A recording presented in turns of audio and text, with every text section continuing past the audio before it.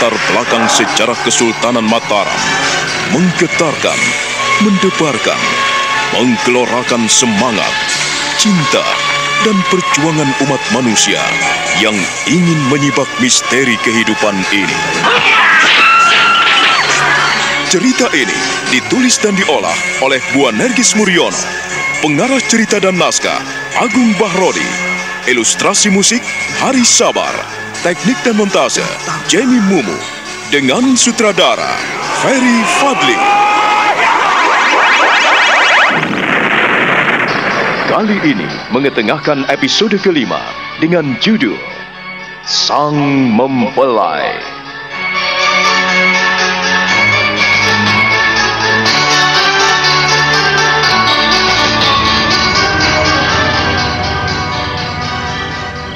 Suasana kian hening mencekam.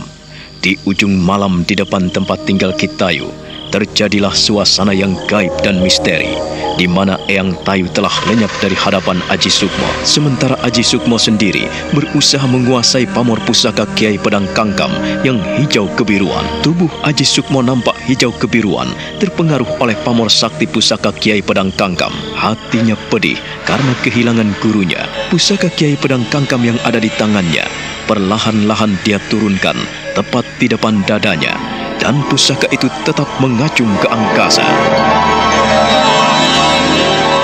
Peliharalah pusaka itu sebaik-baiknya, Aji Sukmo. Jangan kau sia-siakan. Kau telah tahu bahwa aku memelihara pusaka itu dengan taruhan sukmaku. Aku percaya bahwa kau akan menjadi orang yang baik. Eyang, aku berjanji untuk memelihara pusaka ini. Apabila kau berani, kau harus berusaha untuk mengambil mempelai pusaka itu. Ambillah pusaka Nyai Sampur Jalasutra. Ambillah dia. Sebab pasangan Kiai Pedang Kangkam itu hingga saat ini belum ada yang berjodoh. Aku kira hanya kaulah yang bisa meladeninya, Nger. Kau yang akan mampu mendapatkan pusaka Nyai Kembang Joyokusumo. Iya. Pusaka Sampur Jalasutra itu akan kau dapatkan asalkan kau setia. Nyai Selendang Joyokusumo itu tidak seorang pun mampu menyentuhnya, kecuali orang-orang yang berbudi pekerti luhur dan berhati tulus. Dan kau telah memiliki bekal seperti itu, Nger. Selama kau bersama dengan Eyang, hati Eyang bangga. Dan kau ternyata telah ditunjuk oleh Gusti Yang Maha Agung agar mendapatkan kebajikan dan keluhuran budi. Eyang, karena kau telah mengorbankan seluruh jiwa dan ragamu, kau telah meniti alam Kamuksan hanya karena menyerahkan pusaka Kiai Pedang Kangkam ini kepadaku, maka aku tak akan pernah menyia-nyiakan pengorbananmu, Eyang. Bangkitlah, Angger, anakku Aji Sukmo. Tidak perlu kau berada di sini lagi. Tinggalkanlah tempat eyangmu yang tiada berarti lagi. Pergilah dan song-songlah. Pertemukanlah istri Kiai Pedang Kangkam itu. Kau harus mempertemukan sang mempelai agar menyatu di dalam tubuh, jiwa, dan raganya.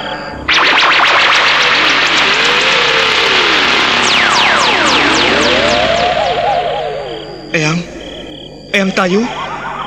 Eyang Tayu!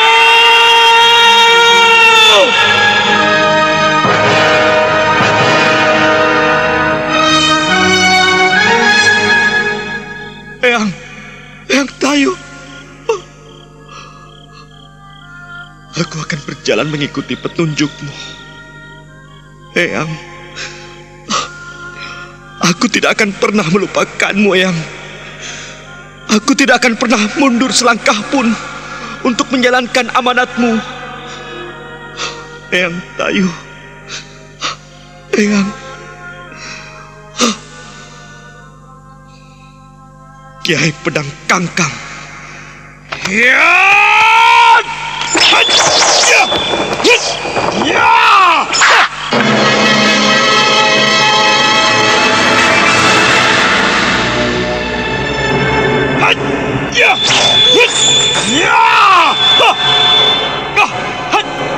Aji Sukmo dari semula duduk bersila, kemudian melengking ke angkasa dan membabit-babitkan Kiai Pedang Kangkam dengan dahsyat sekali. Kibasan-kibasan pamor pusaka Kiai Pedang Kangkam yang berwarna hijau kebiruan itu nampak menyilaukan mata, dan terciptalah kilatan-kilatan bagaikan cahaya petir yang memancar dari barat sampai ke timur. Aji Sukmo seperti orang kesetanan memainkan pusaka Kiai Pedang Kangkam itu di kedua tangannya. Dia berjumpalitan di udara bagaikan burung Raja Wali yang bertarung dengan elang-elang kecil.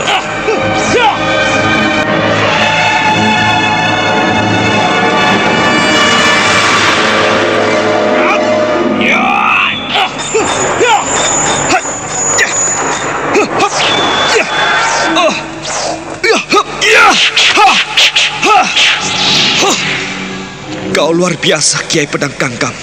Aku berjanji dan bersumpah setia untuk memeliharamu. Aku telah siap untuk menjadi orang kamu. Kiai Pedang Kangkam.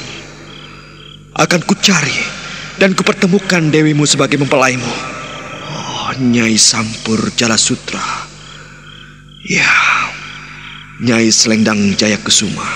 Aku akan mencarikan jodohmu, Kiai Pedang Kangkam. Aku berjanji kepadamu.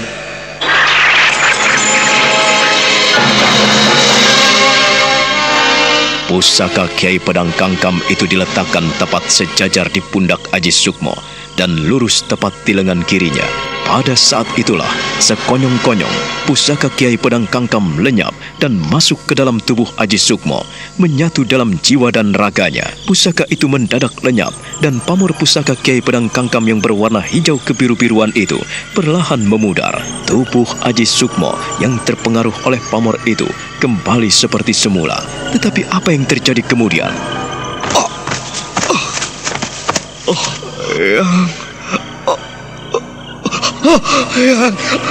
Aji Sukmo tiba-tiba menggelepar, tubuhnya mengejan, dan dia menekan tubuhnya yang merasa lemas dan perutnya terasa kaku sekali. Dia terbatuk-batuk hebat, napasnya terasa sesak, dan tubuhnya semakin lemas.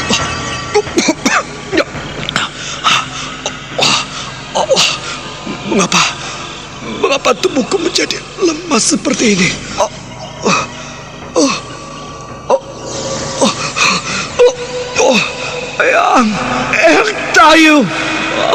Eyang Tayu, mengapa bisa kualami seperti ini?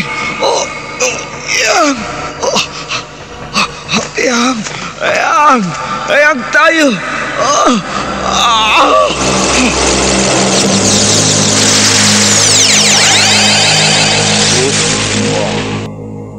Aji Sukmo, bangkitlah dan berjalanlah. Mengapa kau meringkuk di tanah seperti itu? Ayo bangkitlah, Aji Sukmo. Tidak ada gunanya kau terkulai di tanah seperti itu. Bangkitlah. Saya tak mampu.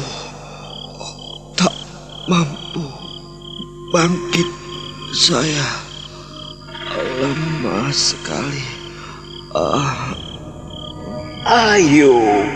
Ayo bangkitlah, Angger anakku Aji Sukmo.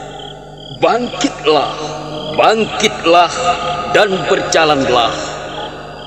Kau telah berjanji untuk mempertemukan sang mempelai. Mengapa kau tiba-tiba meringkuk dan tak berdaya seperti itu? Ayo, bangkitlah, Aji Sukmo. Saya tak berdaya. Saya tak mampu berbuat apa-apa. Pejamkanlah matamu, Aji Sukmo, Angger anakku. Ambillah nafas dan aturlah nafasmu sebaik-baiknya. Aturlah, Ger, agar kau memiliki kekuatan kembali setelah kau berlaku prihatin 7 hari 7 malam di muara Sungai Tayu ini.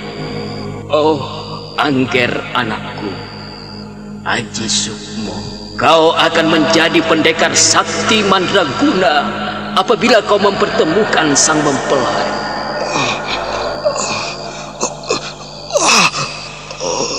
Ayolah, lakukanlah seperti apa yang pernah kau lakukan untuk menjalani laku prihatin. Perlahan-lahan, Haji Sukmo berusaha untuk menyelonjorkan kakinya. Dia berusaha untuk mengatur napasnya. Dia mengambil hawa murni di sekelilingnya. Aturlah nafasmu. Jangan kau tentang kekuatan alam ini. Kumpulkanlah sumber kekuatan yang ada di sekelilingmu, dan kau pasti akan mampu melakukan apa saja.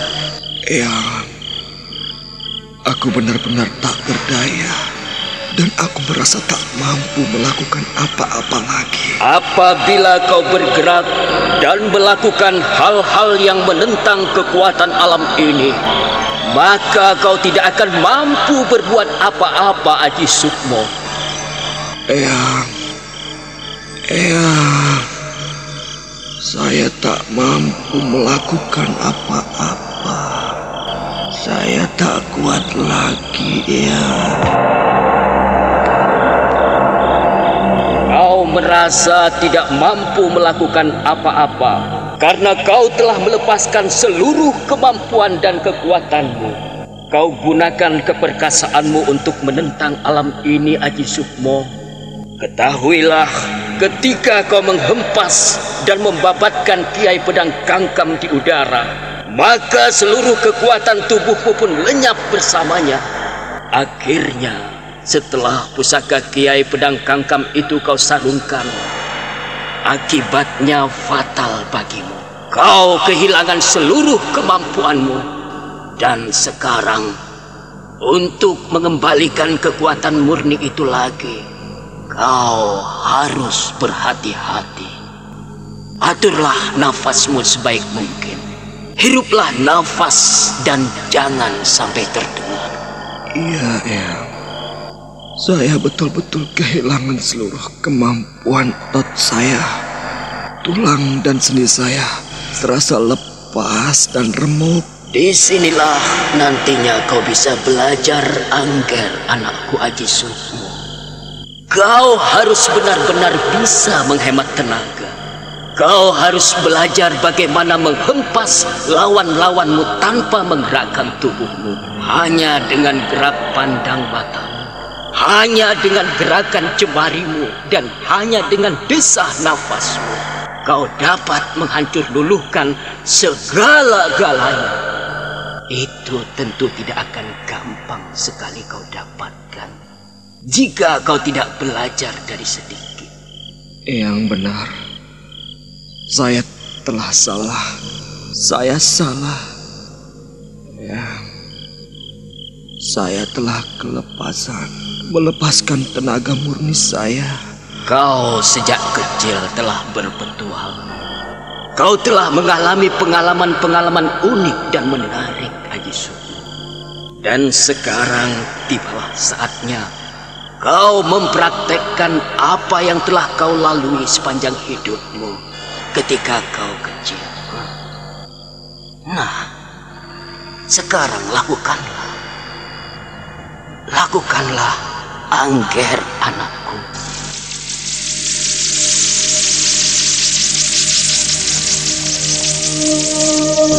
Haji Sukmo merasakan desir-desir gaib menyelimuti tubuhnya, seakan-akan ia diselimuti oleh sesuatu yang tidak bisa diraba panca inderanya. Bahkan dengung suara yang membisiki telinga dan batinnya tak terdengar.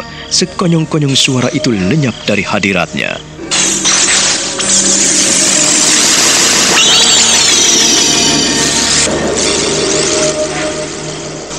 Aku akan memanggil kembali hawa murniku.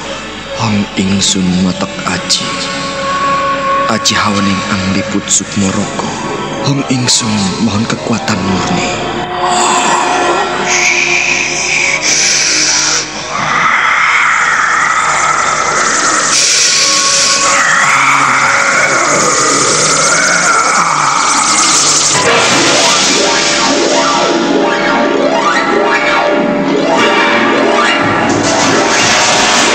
Sukmo benar-benar merasakan kekuatan gaib yang luar biasa. Dia lalu perlahan-lahan membuka matanya. Di sekelilingnya terlihat gelap gulita, dan dia tidak mampu melihat apa-apa selain kegelapan dan kepekatan. Dan sekonyong-konyong ada jilatan api yang memancar dari satu titik. Karena aku telah menyerahkan seluruh tenagaku untuk menguasai Kiai Pedang Kangkang. Akibatnya, aku terkulai layu, tak mampu berbuat apa-apa. Kekuatan pusaka ini berbahaya sekali jika tidak aku kendalikan dengan baik. Kalau aku tidak menguasai kekuatan pamor pusaka Kiai Pedang Kangkang, maka sebaliknya, akulah yang akan dikuasainya. Aji Sukmo Angger anakku, segeralah kau bangkit dari sini dan pergilah. Pertemukanlah pusaka Kiai Pedang Kangkang dengan sang mempelai. Pertemukanlah mereka. Pertemukan dengan Nyai Sampur Jalasutra. Selendang Joyokusumo itu harus kau dapatkan, Ger, agar kau memiliki kemampuan dan kekuatan yang sempurna. Oh, Eyang Tayu, janjiku tidak akan pernah kulupakan dalam hidupku. Aku tetap akan melangkah, sekalipun pada kali ini aku tidak mampu berbuat apa-apa. Aji Sukmo, ayo bangkitlah. Bangkitlah. Kau harus pergi sebelum bencana menghampirimu.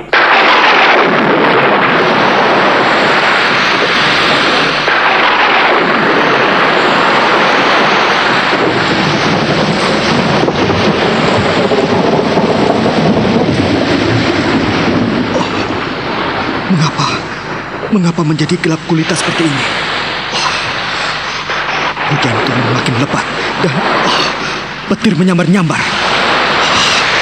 Kilat menyilaukan, memecahkan langit. Aku harus pergi dari sini.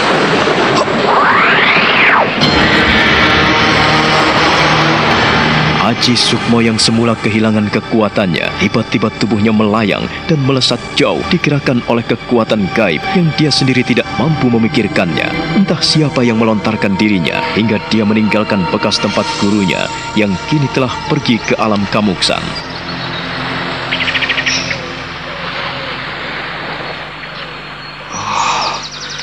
Bisikan-bisikan suara mereka selalu menggema di dalam telingaku.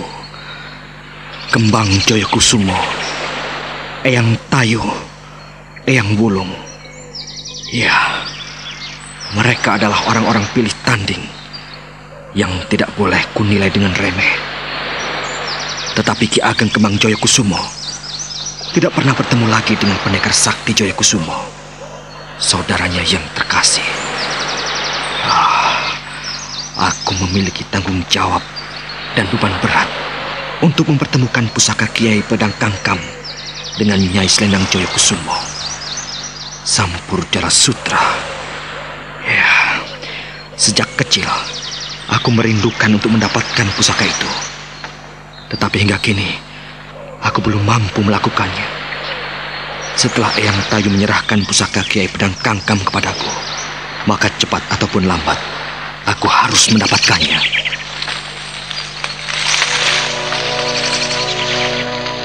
Aji Sukmo terus melangkah. Dia terus berjalan menyusuri semak belukar, di antara lembah, di antara jurang, dan dia pun menyipakan hutan belantara. Dia menuju ke arah utara. Dia pergi ke Goa Tratap, di mana dia pernah mendapatkan sebuah kisah bahwa Kiai Pedang Kangkang dan Sampur Jalasutra terletak di goa itu, dan kini dia telah berbekal dengan sebuah pusaka Kiai Pedang Kangkang. Setelah berjalan semalam sehari, Aji Sukmo pun sampai di Goa Tratap. Goa di mana waktu kecil dia pernah duduk bersila di depan mulutnya.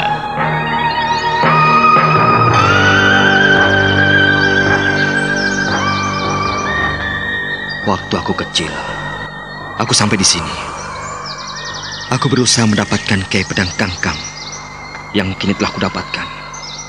Ya. Angger Aji Sukmo anakku, apabila kau berani, ambillah Nyai Selendang Joyokusumo atau Sampur Jala Sutra yang menjadi pasangan abadi pusaka yang telah kau bawa itu. Apabila kau telah mendapatkan Nyai Sampur Jala Sutra, maka tidak seorang pun yang dapat menandingimu.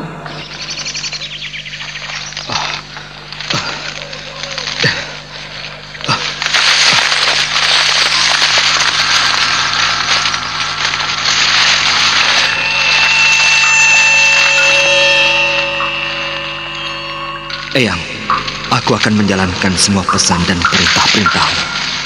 Aku telah sampai di sini, Eyang. Aku akan mempertemukan sang mempelai. Aku ingin mengambil Sampur Jala Sutra itu. Ya, aku akan mengambilnya, Eyang.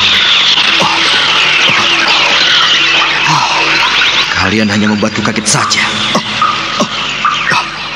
Sukmo kemudian berhenti di depan lekukan mulut goa.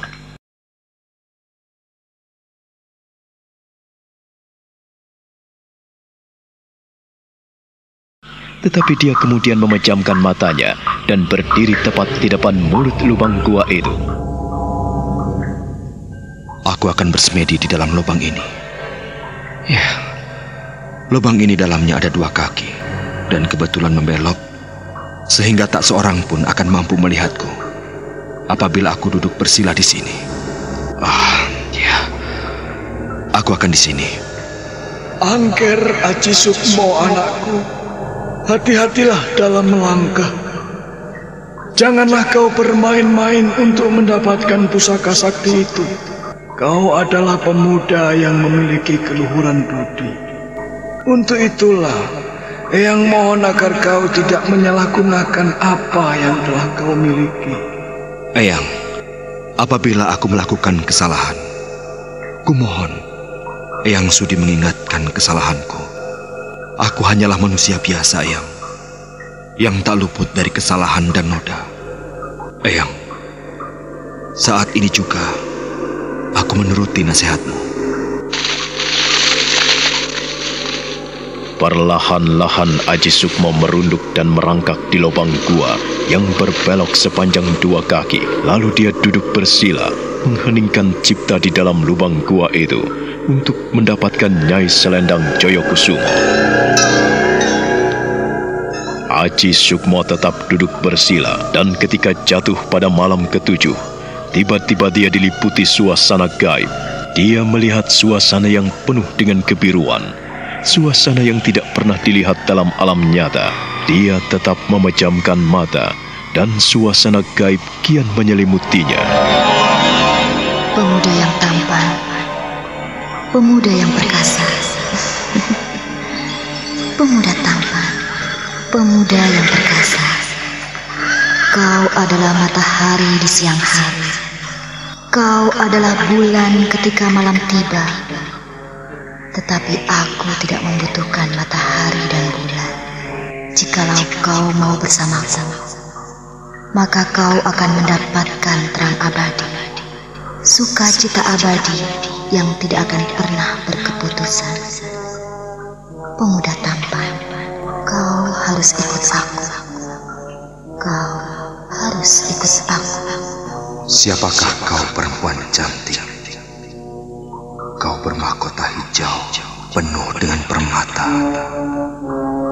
Pakaian sebah hijau dewangga, tipis, memperlihatkan lekuk tubuhmu yang amat molek.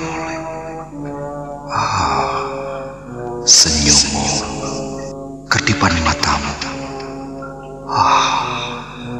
Baru kali ini kulihat perempuan secantik kau. Siapakah dirimu? Hei perempuan cantik, apakah kau peri perayangan yang suka mengganggu orang yang berlaku prihatin?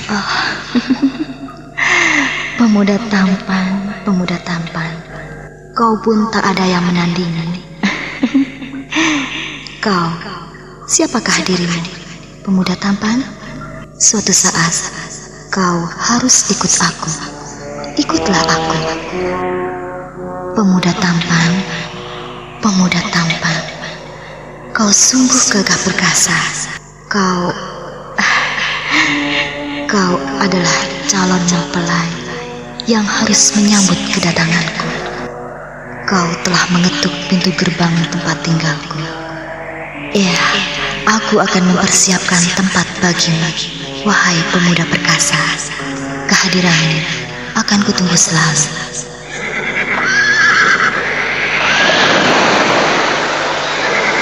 Dalam penglihatan mata batinnya, Aji Sukmo melihat perempuan cantik yang berpakaian serba hijau dan amat tipis, kemudian lenyap. Dia naik sebuah kereta angin yang dihela 8 ekor kuda putih. Perempuan cantik itu tetap tersenyum dan menoleh kepadanya ketika dibawa lenyap oleh kereta yang dihela oleh 8 ekor kuda putih, menyebabkan gulungan ombak-ombak menuju ke selatan. Itukah yang disebut Nyai Roro Kidul? Berpakaian serba tipis dan semuanya berwarna hijau. Dia sungguh molek dan luar biasa. Baru kali ini aku melihat perempuan secantik dia. Senyummu menggoda. Kerlingan matanya mengundang siapapun untuk menelan ludah. Ya, dia luar biasa. Dia mempersiapkan tempat untukku. Aji Sukmo, Angger anakku, hati-hatilah. Kau baru memasuki malam ke-7 untuk mendapatkan Nyai Jayakusuma. Untuk mendapatkan Sampur Jala Sutra itu, kau harus tetap duduk bersila seperti itu 33 hari, 33 malam lagi. Kau jangan merasa mendapatkan yang telah kau impikan. 33 hari, 33 malam lagi. Janganlah engkau jatuh ke dalam pencobaan. Setiap orang yang ingin memanjat pohon yang lebih tinggi, makin tinggi ia naik, maka anginnya pun akan semakin besar, Aji Sukmo. Demikian pula dengan apa yang kau alami saat ini. Kau masih memerlukan waktu panjang untuk mempertemukan sang mempelai itu. Aji Sukmo semakin khusyuk dalam duduk bersila di sebuah lubang dalam gua Tratap. Dalam mata batinnya, dia telah melihat kekuasaan Nyai Roro Kidul. Dia juga telah mendengarkan nasihat-nasihat Eyang Tayu dan pesan-pesan Ki Wulung ketika dia masih berjalan dalam alam nyata. Dan kini dia merasa aneh karena melihat kekuatan-kekuatan gaib makin menyelubungi dirinya. Suasana dalam gua Tratap makin hening dan sunyi sekali. Hanya tetes-tetes air gua yang terdengar aneh, mencekam dan menghentak-hentak gendang telinganya.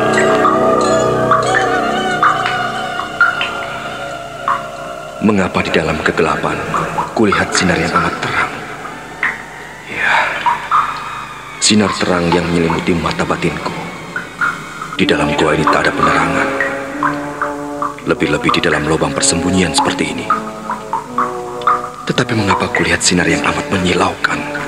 Selama kau menjalani laku prihatin, maka kau akan mendapatkan sesuatu yang tidak didapatkan oleh orang lain. Satu hal yang perlu kau ketahui, Angger anakku Aji Sukmo. Dalam melangkah, hendaknya tetap melihat ke depan. Kau harus duduk bersila 33 hari lagi. Eyang, aku tetap akan duduk di sini sampai mendapatkan pusaka Nyai Selendang Jayakusuma. Ya, Sampur Jala Sutra harus berada di tanganku, Eyang. Eyang melihat hanya kaulah yang mampu mendapatkan pusaka itu, Ngger. Untuk itu, apabila ada keberanian, ambillah Nyai Selendang Jayakusuma sebagai pasangan abadi Kiai Pedang Kangkam yang telah menyatu di dalam tubuhmu. Eyang Tayu, sampai kapanpun aku akan mencarinya. Benar, Eyang? Aji Sukmo, orang melangkah di dalam hidup ini tidak ubahnya seperti kau ketika memanjat pohon. Apa yang kau dapatkan ketika kau memanjat pohon yang tinggi, Aji Sukmo? Kek, kalau aku memanjat pohon, makin tinggi, anginnya makin kencang, Kek. Jadi aku harus erat-erat memegang batang pohon agar aku tidak jatuh. Benar, Ger. Semakin tinggi kita memanjat pohon, makin kencang pula anginnya. Dan kita harus pintar-pintar memegangi dahan-dahan atau batang pohon agar kita selamat dan tidak jatuh. Demikian pula saat kau menginginkan sesuatu yang lebih besar dalam menjalani kehidupan ini, maka kau akan mendapatkan banyak rintangan. Dan semua rintangan itu harus kau hadapi dengan kekuatan, bukan hanya kekuatan tubuhmu, tetapi juga kekuatan batinmu, Ger. Iya, Kek. Saya akan memegang apa yang telah kau nasihatkan kepadaku. Waktu aku kecil, aku selalu mendapatkan yang aneh-aneh.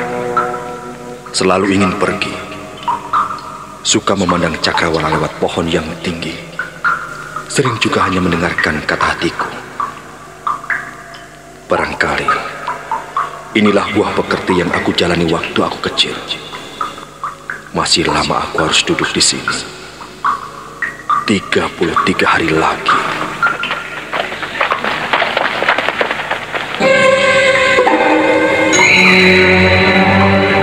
Di mulut goa itu ada 2 orang yang mendekati tempat duduk Sukmo, tetapi mereka tidak melihat di dalam lubang persembunyian di mana Sukmo duduk bersila. Lelaki tua dan perempuan tua itu menajamkan matanya dan melihat setiap sudut goa untuk mencari sesuatu.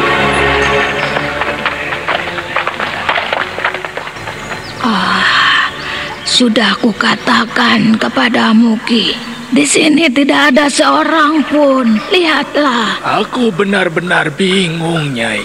Sudah lama sekali cucuku tidak pulang. Padahal menurut cerita, ia pasti ada di sini. Aku telah mencarinya ke Mataram, bertemu dengan ayahnya. Tetapi ayahnya tidak tahu. Bahkan ayahnya bilang tidak pernah berjumpa dengan Sukmo. Hah? Sukmo? Sukmo, cucumu? Oh, ya. Aku ingat bocah kecil itu.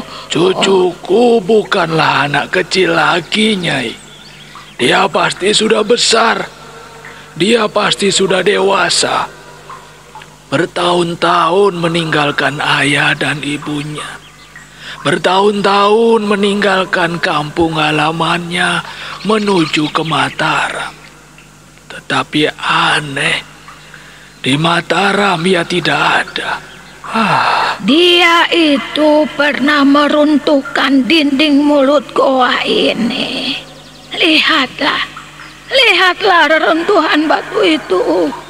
Itu adalah hasil pekerjaan cucumu, Ki Prada. Iya. Bahkan aku sudah tahu yang membersihkan tempat ini adalah Kakang Wulung. Kalian bertengkar dan aku melihat kalian dari kejauhan. Nah, sudah, kau pulang saja, Ki. Sia-sia kau mencari bocah itu. Kalau dia ada di sini, aku akan memberitahukannya kepadamu. Menurut kakeknya, bocah itu sedang mencari pusaka Kiai Pedang Kangkam. Dia juga menginginkan Sampur Jala Sutra, Nyai. Dasar bocah gemblung. Dia tidak tahu bagaimana harus mendapatkan pusaka-pusaka sakti itu. Untuk mendapatkan Kiai Pedang Kangkam dan Nyai Sampur Jala Sutra, tidaklah semudah yang kau ucapkan, Ki. Nah, itulah yang membuatku khawatir, Nyai. Aku menjadi cemas sekali. Kalau sampai ia tergila-gila dengan kedua pusaka itu dan tak dapat menemukannya, lalu apa yang dilakukannya? Ia bisa putus asa dan bunuh diri. Bocah senekat cucumu mana mungkin mau bunuh diri? Ia pernah mengajarku hingga babak belur. Ia pernah mentertawakanku hingga aku marah sekali kepadanya. Oh, tempatku diobrak-abrik. gubukku pun diocar-acir seperti bocah gila. Kalau tidak ada Wulan, cucunya Kakang Kunuk, sudah jadi apa aku ini? Ya, cucumu memang sudah kurang ajar dan keterlaluan. Sudahlah Nyai, sudah. Aku tidak mau bertengkar denganmu. Aku mau pulang. Aku akan menyampaikan hal ini pada bapak dan ibunya.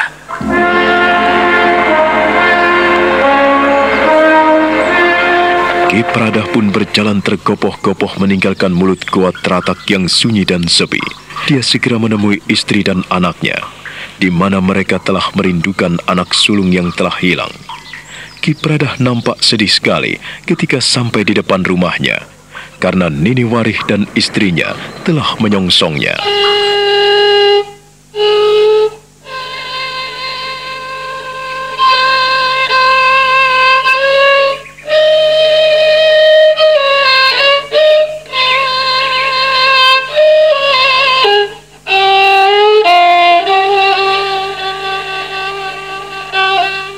Bagaimana, Kek? Aku tidak menemukan anakmu. Dia benar-benar tidak ada. Lalu bagaimana dengan bapaknya? Apakah ia menceritakan semua itu? Suamimu pun tidak tahu. Jadi kau jangan berpikiran negatif pada Warih. Suamimu tidak pernah bertemu Sukmo. Apa, Kek? Percayalah padaku. Suamimu tidak pernah bertemu Sukmo sejak ia pergi dari kampung halamannya. Jadi Kakang Warih tidak bertemu dengan Sukmo.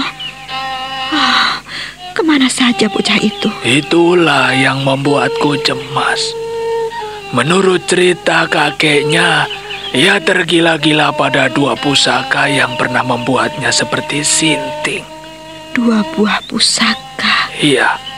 Sukmo mencari Kiai Pedang Kangkam dan Nyai Sampur Jalasutra.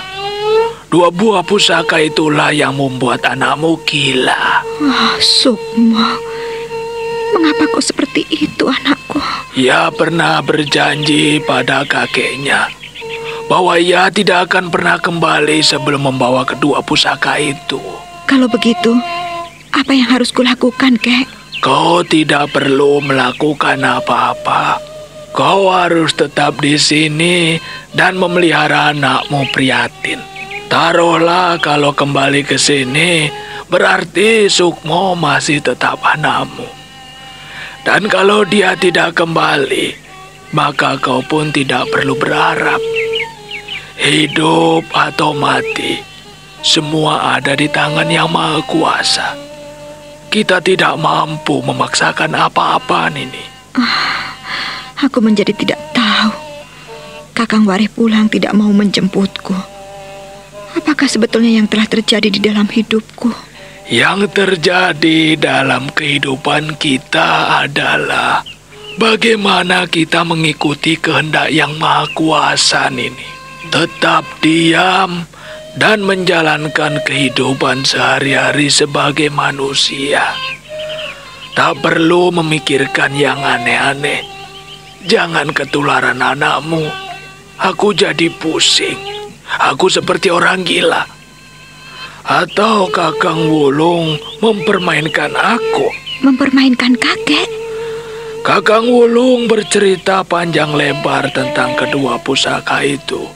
Dan aku semakin yakin kalau Sukmo mencarinya. Tetapi setelah aku cari di tempat-tempat yang angker dan wingit, tak satu pun ku dapatkan. Kira-kira di mana cucumu sekarang berada, ya, Kek? Mana tahu nih.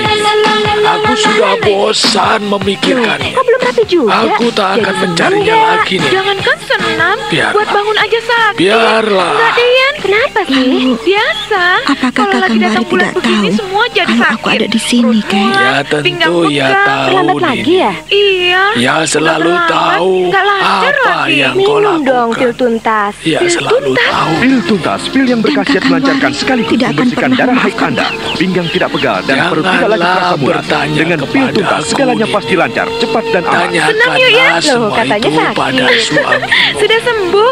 Semuanya sudah selesai dengan tuntas. Berkat Brul Tuntas, benar kan? Aku sudah capek. Aku sudah capek, Nini. Brul Tuntas, lancarkan haid Anda. Nini Wari hanya tertunduk Galuh Gunung Giri. Dia tidak mampu berbuat apa-apa selain diam sambil sesekali mencuri pandang pada ayahnya. Dia nampak sedih sekali. Kau memang tidak perlu melakukan apa-apa. Tinggallah tenang di sini. Aku akan ke rumah Kakang Wulung. Tinggallah kau di sini ya, Nini. Kek. Atau kau mau ikut? Saat ini suamimu ada di rumah mertuamu. Tidak, Kek. Aku tidak mau ikut. Kalau Kakang Wari tidak menjemputku, aku tidak akan pernah kembali.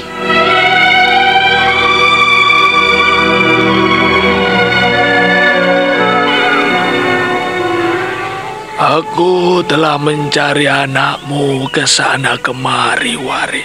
Tetapi tidak ada. Apakah benar selama ini kau tidak pernah berjumpa dengan Sukmo? Mana mungkin saya berbohong, Kek? Iya, saya tidak pernah menemukan Sukmo di Mataram. Ya, dia pasti masih penasaran dengan kedua pusaka itu, Adi. Aku sudah rela melepaskan cucuku. Tetapi aku telah sia-sia mencarinya, Kakang. Aku mencari ke tempat-tempat angker dan wingit. Tetapi tak ada bekasnya kalau Sukmo mencari pusaka itu. Oh alah, Adi. Kau tidak tahu bagaimana sifat cucumu, Adi Prada. Sukmo seorang yang ulet dan bandel sekali. Ia tidak akan pernah mundur selangkah pun sebelum mendapatkan apa yang diinginkannya. Aku menjadi semakin cemas. Bertahun-tahun pergi ke Mataram, tetapi tidak mau menemui ayahnya. Mataram dalam kerusuhan. Saya cemas sekali kalau ia menghadapi rintangan, Kek. Sukmo. Ibunya selalu menangis sedih. Badannya kurus kering. Ware. Kau tidak mau menengok istrimu, Ware? Dia sudah lama pulang dan ikut ayah ibunya. Istrimu merindukan kehadiranmu, Ware. Saya tidak mungkin menjemputnya, Kek. Maafkan saya. Kau harus menjemputnya, Wari. Kasihan istrimu. Ia memelihara anak kecil seorang diri. Tolonglah dia, Wari. Saya tidak akan pernah menjemputnya.